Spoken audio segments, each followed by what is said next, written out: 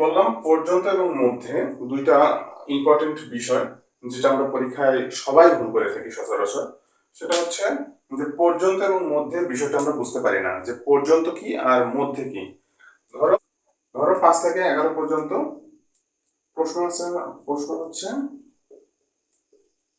5 থেকে 11 পর্যন্ত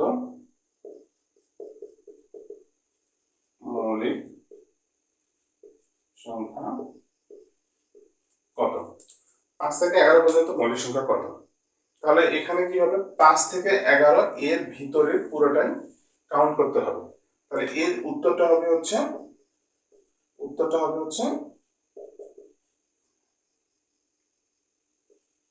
তিনটি।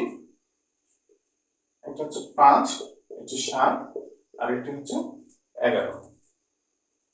আর এই সেম প্রশ্নে যদি একটু উল্টা করে দেয় যে পর্যন্ত না, পর্যন্ত জায়গায় থাকবে হচ্ছে মধ্যে, তাহলে প্রশ্নটা কি আসতেছে 5 থেকে 11 মধ্যে মৌলিক সংখ্যা কত?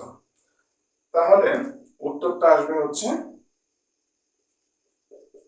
একটি, সেটি হচ্ছে 7।